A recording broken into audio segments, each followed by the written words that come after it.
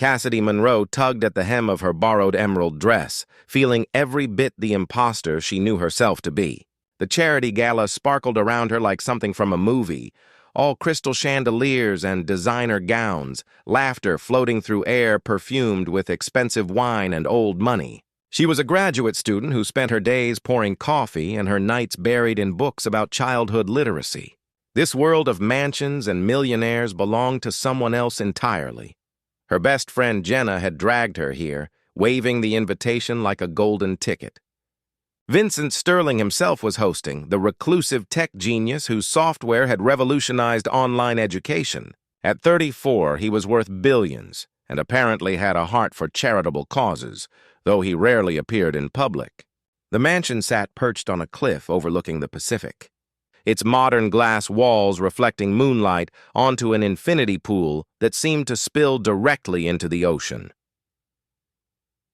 The challenge begins. Cassidy had tried to blend into the background, nursing the same glass of champagne for over an hour.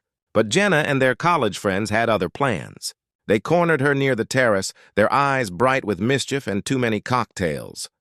"You never do anything spontaneous," Jenna teased, her voice carrying over the music. "Always so careful, always playing it safe." The others chimed in, their words blurring together into a chorus of gentle mockery. Cassidy felt her cheeks burn. They were not wrong. She had spent her entire life being responsible, cautious, the girl who colored inside the lines. While her friends backpacked through Europe or dated exciting strangers, she worked double shifts and made careful plans for a future that felt safely predictable.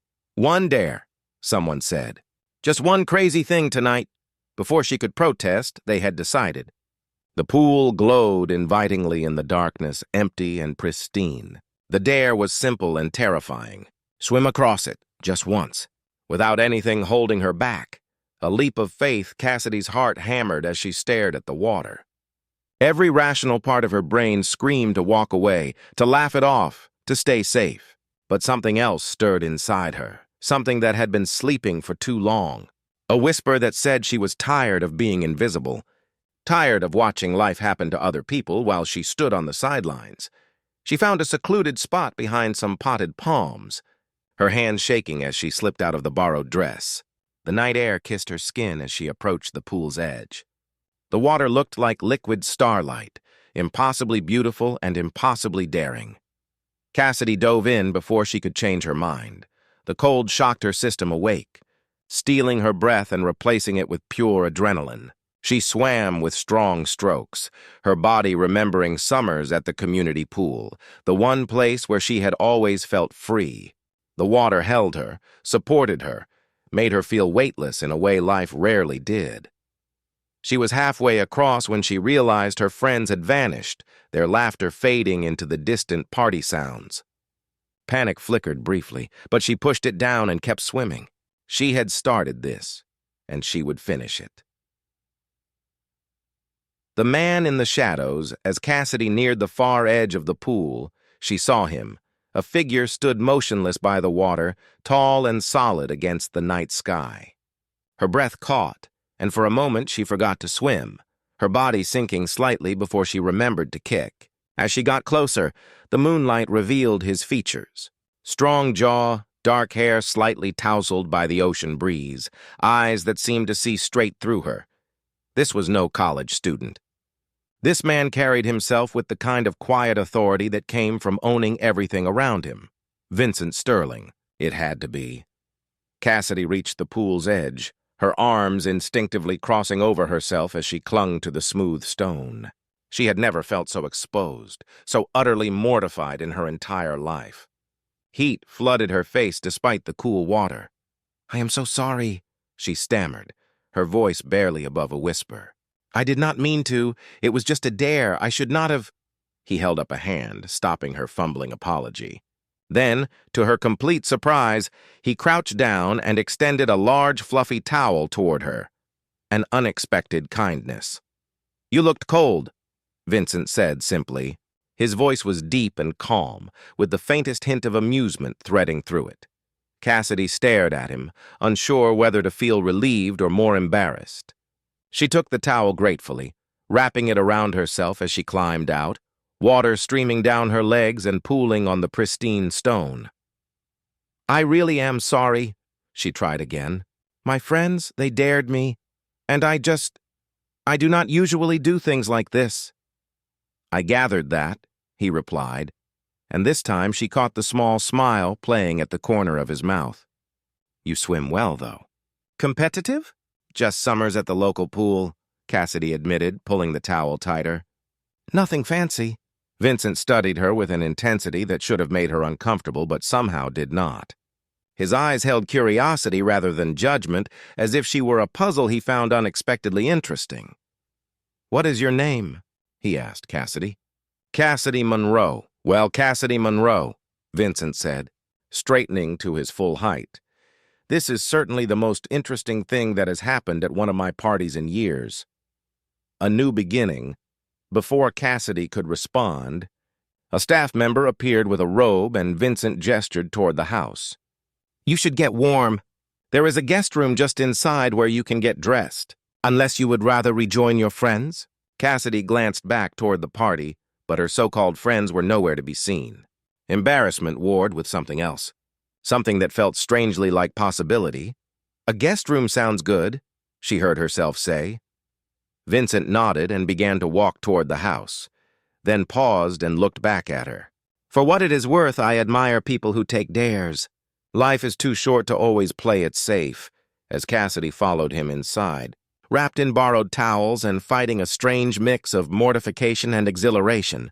She had no idea that this impulsive moment would become the beginning of everything, that the man walking ahead of her, with his careful distance and guarded eyes, would become the person who saw her more clearly than anyone ever had.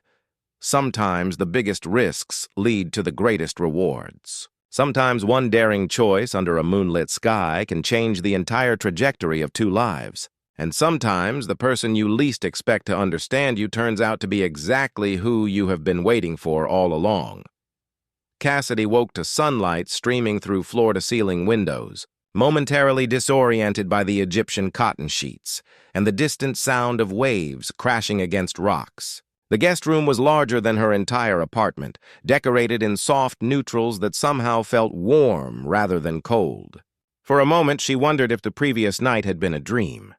Then the memories flooded back. The dare, the pool, Vincent Sterling watching her with those penetrating eyes that seemed to see past every defense she had carefully built. She groaned and buried her face in the pillow, mortification washing over her anew. A soft knock interrupted her spiral of embarrassment. A kind-faced woman in professional attire entered carrying a tray with coffee and pastries. "Good morning, Miss Monroe. Mr. Sterling asked me to bring you breakfast. He also wanted to know if you would join him on the terrace before you leave." Cassidy's stomach flipped. Part of her wanted to slip out unnoticed, to pretend last night had never happened. But another part, the same reckless part that had jumped into that pool, whispered that running away would be the coward's choice. "Tell him I will be there in 20 minutes, she said, surprised by the steadiness in her own voice. An honest conversation. Vincent stood with his back to her when Cassidy stepped onto the terrace, his hands in the pockets of dark slacks, his white shirt crisp despite the early hour. The ocean stretched endlessly before them, and she understood why someone would choose to live in such isolation. It was breathtaking. "Thank you for not sneaking out," he said without turning around. "Most people would have."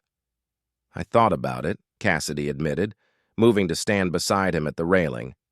"But my mother raised me to face my mistakes head on." That made him look at her, really look at her, and she saw something shift in his expression. "Is that what you think last night was? A mistake?"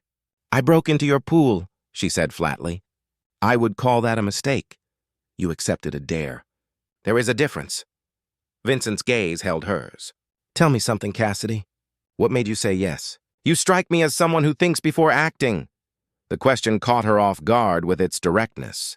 Most people made small talk, danced around real questions. But Vincent seemed genuinely interested in understanding. "I spend every day being responsible," she found herself saying. "Working 2 jobs, going to graduate school, making sure every decision is practical and safe. Sometimes I look at my life and wonder if I am living it or just managing it." She paused, then added quietly, "Last night, for just a moment, I wanted to feel alive instead of careful." An unexpected invitation. Something flickered across Vincent's face. Recognition, perhaps, or understanding. "I know that feeling," he said softly. "The weight of always being controlled, always being what everyone expects." They stood in companionable silence for a moment, the ocean breeze playing with Cassidy's hair. She had expected judgment or amusement, not this quiet kinship. "Have dinner with me," Vincent said suddenly. "Tomorrow night. Somewhere quiet where we can talk." Cassidy's eyes widened. "You want to have dinner with me? Why?" "Because you are the first person in years who has surprised me," he replied simply. "Because you did not ask me for anything, did not try to impress me, did not pretend to be someone you are not. Because when I asked you a real question, you gave me a real answer." Her heart hammered against her ribs. Every practical part of her brain listed the reasons this was a terrible idea. They came from different worlds. He was a billionaire and she counted pennies for groceries. This could only end in heartbreak. But that reckless part that had jumped in the pool whispered, "What if it does not?" "Okay," Cassidy heard herself say. "Dinner. Tomorrow." The first date. The restaurant Vincent chose was nothing like Cassidy expected. No glittering chandeliers or pretentious menus. Instead, he took her to a small place tucked away on a quiet beach, where the owner greeted him by name and led them to a table on the sand, lit by lanterns and starlight. "I thought you would prefer this to somewhere flashy," Vincent said as they settled into their seats. "Was I wrong?" "You were right," Cassidy admitted, feeling some of her nervousness ease. "How did you know?" "Because flashy is for impressing people. I want to know you, not impress you." They talked as the waves whispered against the shore. Cassidy told him about her graduate research on childhood literacy, about the dream she had of opening a community center where kids from low-income families could discover the magic of books. Her eyes lit up as she described the programs she wanted to create, the lives she hoped to change. Vincent listened with an intensity that made her feel like every word mattered. He asked thoughtful questions, challenged her ideas in ways that made her think deeper, encouraged her to dream bigger, revealing vulnerabilities. "What about you?" Cassidy asked eventually. "Everyone knows you revolutionized educational software, but nobody seems to know anything about you personally. You are like a ghost who happens to own half the tech industry." Vincent's expression shuddered briefly, and she worried she had pushed too hard. But then he spoke, his voice carefully measured. "My parents divorced when I was 12. It was brutal, public, and taught me that letting people close meant giving them power to hurt you." He stared out at the dark ocean. "I built my company from nothing because I refused to depend on anyone. Every relationship I have had ended the same way. They wanted Vincent Sterling the billionaire, not the person underneath."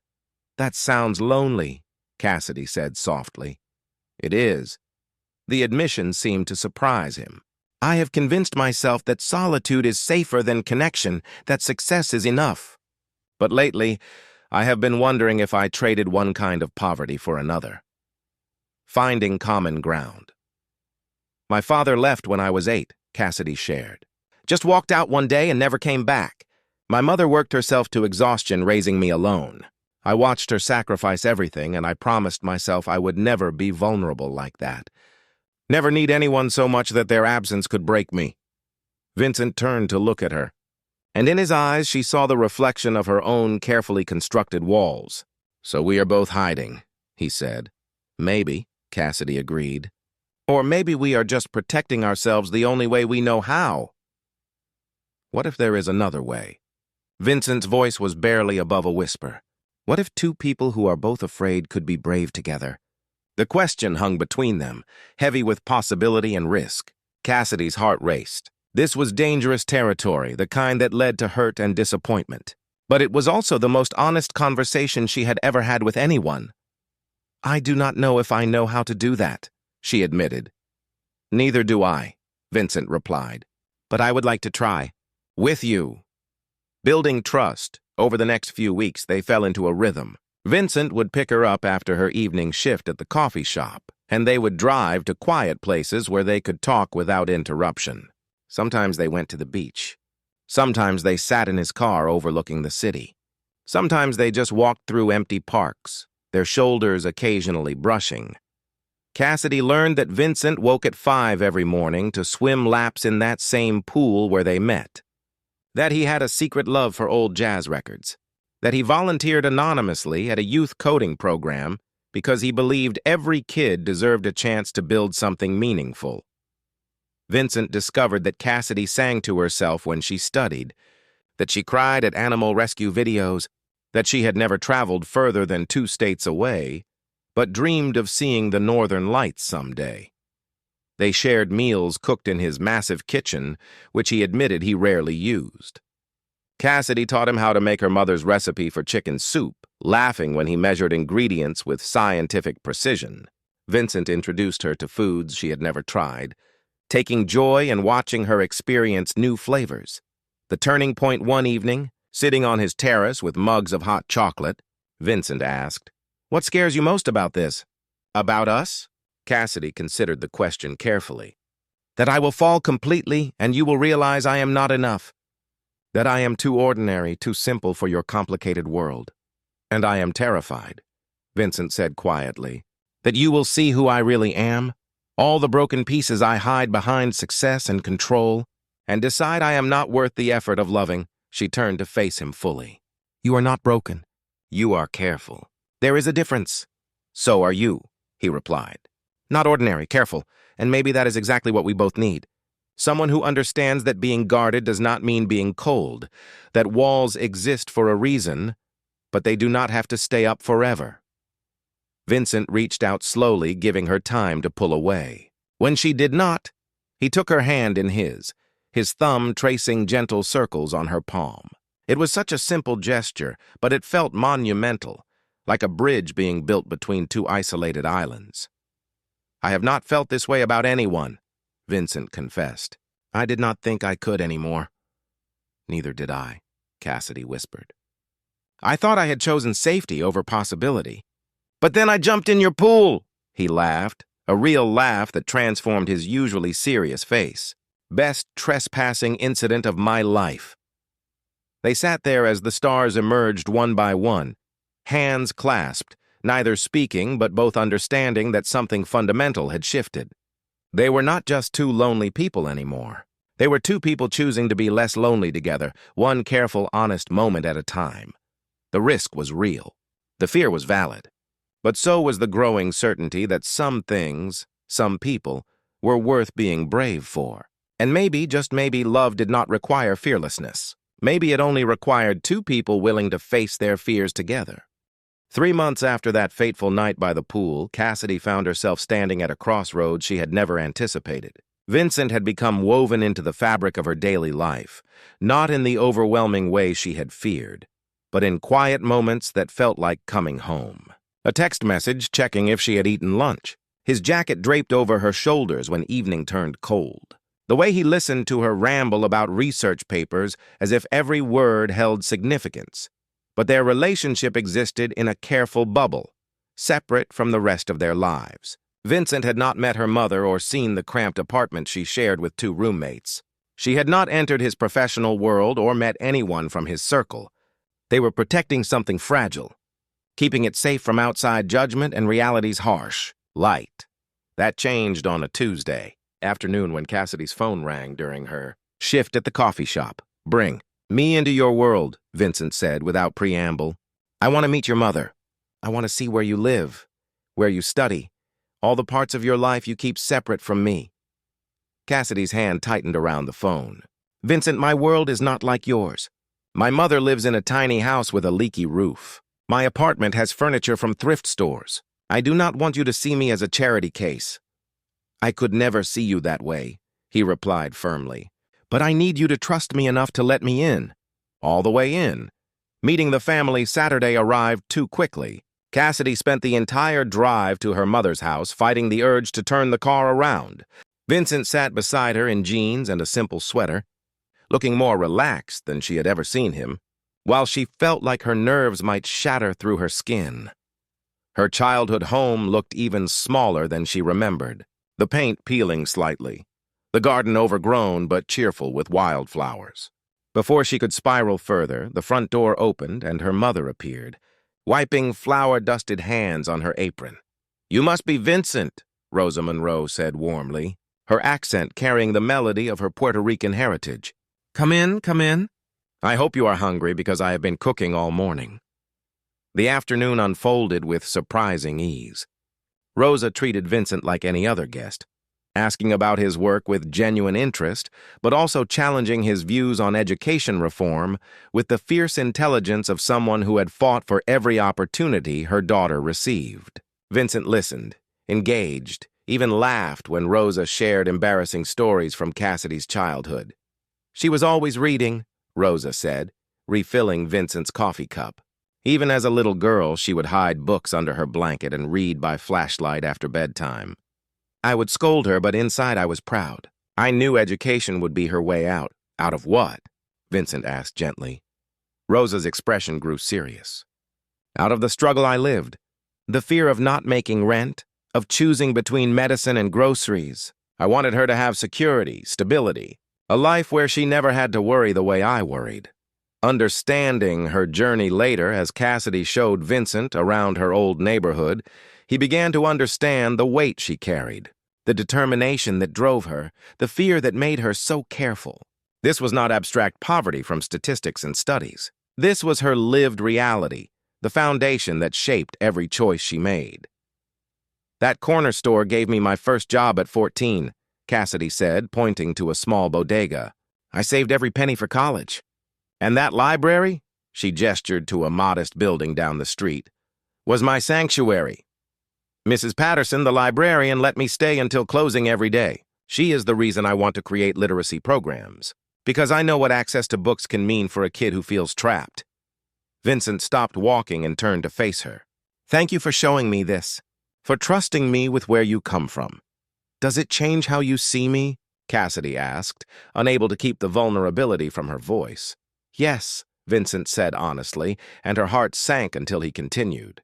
It makes me see your strength more clearly, your resilience. You did not just survive your circumstances, Cassidy. You transformed them into purpose. That is extraordinary. A grand gesture. 2 weeks later, Vincent asked Cassidy to meet him at a building downtown she did not recognize. When she arrived, he was standing outside with an expression she could not quite read, nervous excitement perhaps, or hopeful anticipation. What is this? She asked, studying the empty storefront with its large windows and prominent location. Your community literacy center, Vincent said simply. If you want it, Cassidy's breath caught. What are you talking about? I have been listening to you describe your dream for months. The reading programs, the tutoring, the safe space for kids who need it. This building is yours if you want it. Renovated, funded for the first 5 years, staffed with qualified teachers. Everything you described and more. She stared at him, emotions warring inside her. Joy and terror, gratitude and fear. Vincent, I cannot accept this. It is too much. Why? His voice was gentle but firm. Because accepting help feels like weakness?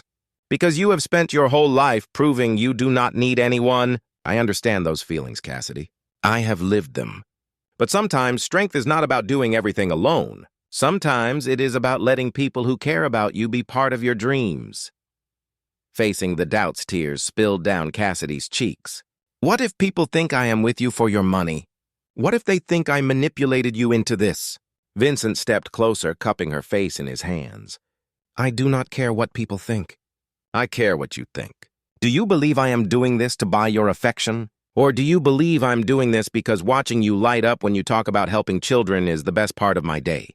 Because making your dreams possible makes me happier than any business deal ever has? I believe you, she whispered. But I am scared. This is real now, Vincent. Not just us in our bubble. This is our lives actually intertwining, and if it falls apart, then we will survive it. He interrupted softly. Just like we survived everything else that tried to break us. But Cassidy, what if it does not fall apart? What if we build something beautiful together? She looked up at him, at the man who had started as a stranger by a pool, and become someone she could not imagine her life without. Show me inside? They spent hours walking through the empty space, Vincent listening as Cassidy described her vision with growing excitement. Reading nooks by the windows, a computer lab for digital literacy, a small theater for storytelling events.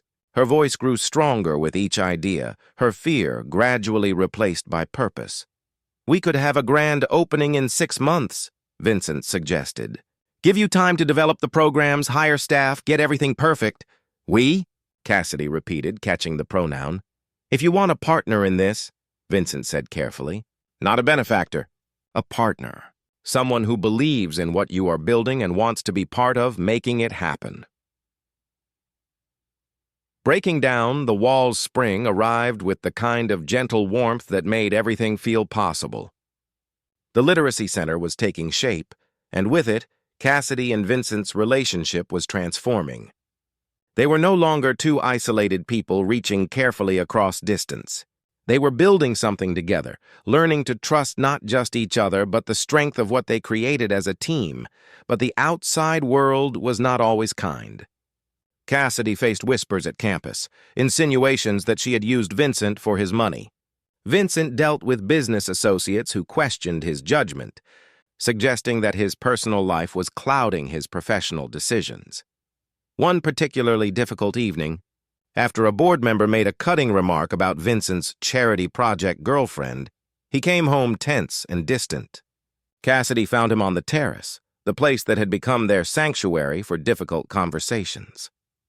"Talk to me," she said softly. Settling beside him, "Harrison said I was making a fool of myself," Vincent admitted. "That people are laughing at me for being so obviously infatuated that I cannot see I am being used." Cassidy flinched. Maybe he is right to be concerned. Maybe I have been selfish, letting you invest so much in my dreams.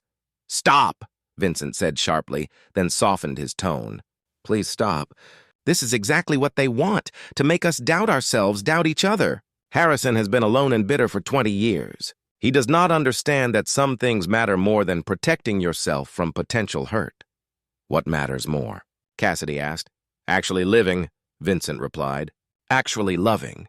Actually taking the risk that someone might hurt you because the alternative is being safe and empty forever." The Literacy Center's grand opening exceeded every expectation. Children filled the space with laughter and curiosity, parents expressed tearful gratitude, and local news covered the event as a triumph of community investment. Cassidy stood in the middle of it all, watching her dream become reality, and felt Vincent's hand slip into hers.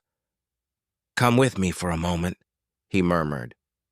He led her through the crowd to the back of the building, to a small garden area they had designed together. Fairy lights twinkled overhead and roses bloomed in carefully tended beds. In the center was a fountain, water trickling over smooth stones.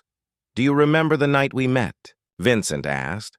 "Kind of hard to forget," Cassidy replied with a nervous laugh.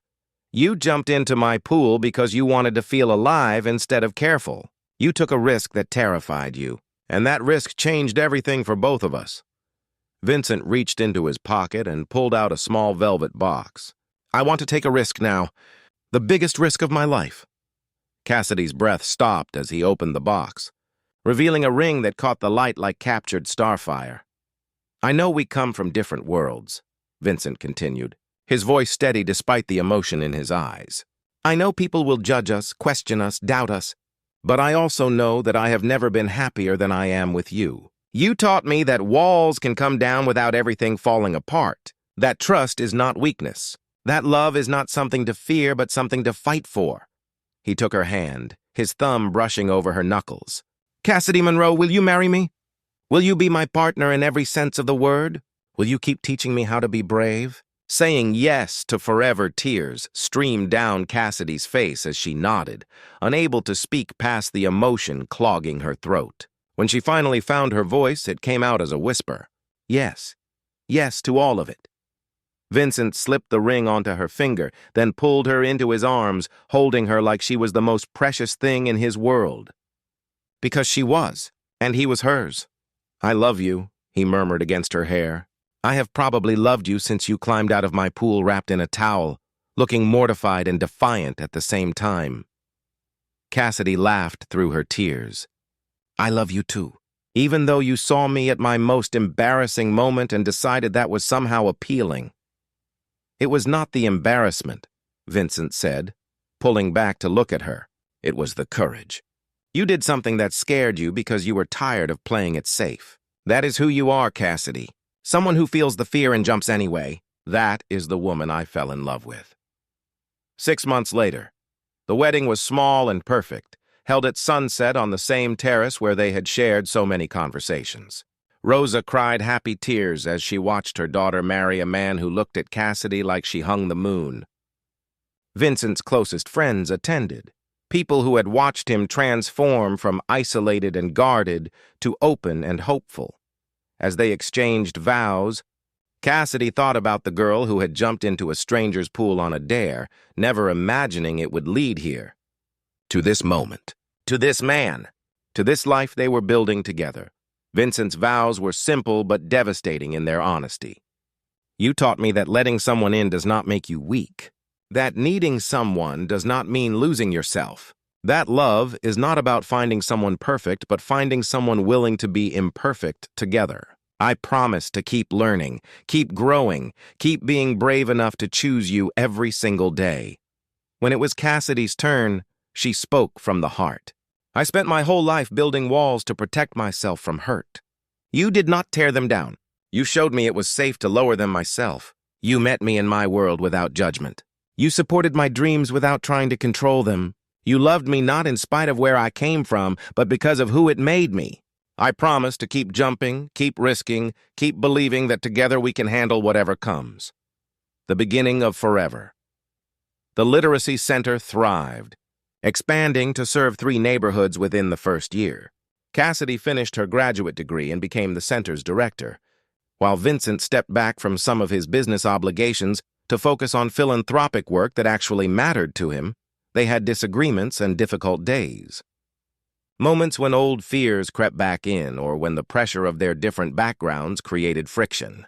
But they had learned to talk through the hard things, to trust that their foundation was strong enough to weather storms. On their first anniversary, Vincent surprised Cassidy by taking her to see the Northern Lights in Iceland, fulfilling the dream she had shared during one of their early conversations. As they stood beneath the dancing green curtains of light, wrapped in each other's arms against the cold, Cassidy marveled at how far they had come. Do you ever regret it? She asked. Choosing someone so different from your world? Vincent turned her to face him, his expression fierce with certainty. Never. Not for 1 second. You are not different from my world, Cassidy. You are my world. Everything else is just background noise. Even when people still whisper, she pressed. Especially then, he replied. Because every whisper, every doubt, every person who said we would not last just proves them more wrong. We are not a fairy tale. We are something better. We are real, messy and complicated and absolutely worth every risk we took to get here. Cassidy kissed him under the aurora, tasting snow and promise and the future they were still building together, one brave choice at a time. Epilogue. 5 years later. The Community Literacy Center had become a model for similar programs across the country. Cassidy traveled frequently to consult on new centers, always coming home to Vincent and the life they had built. They had purchased the house on the cliff, the one with the infamous pool, and filled it with warmth and laughter that had never existed when Vincent lived there alone. On warm evenings, they often sat by that same pool, watching the sunset paint the ocean in shades of gold and pink. Sometimes they talked about their day. Sometimes they sat in comfortable silence. Always they were grateful. Do you remember what you said to me that first morning? Cassidy asked one evening, her head resting on Vincent's shoulder. When I apologized for swimming in your pool, I said you should be more careful whose pool you trespass in, Vincent recalled with a smile. Best trespass of my life, Cassidy murmured. Mine too, Vincent agreed, pressing a kiss to her temple. Mine too. They had both spent years building walls to protect themselves from a world that had hurt them. But sometimes the bravest thing you can do is not build higher walls. Sometimes courage means letting someone see your vulnerabilities, your fears, your unguarded heart. Sometimes love is not about finding someone who completes you, but someone who encourages you to complete yourself. While walking beside them, Cassidy had jumped into that pool, looking for one moment of freedom from her careful life. She had found a lifetime of moments instead, each one built on trust and courage, and the revolutionary belief that two people from different worlds could create a new world entirely their own. And it all started with a dare, a pool, and the willingness to take a risk on something that felt impossible, because the best things in life often do. The end.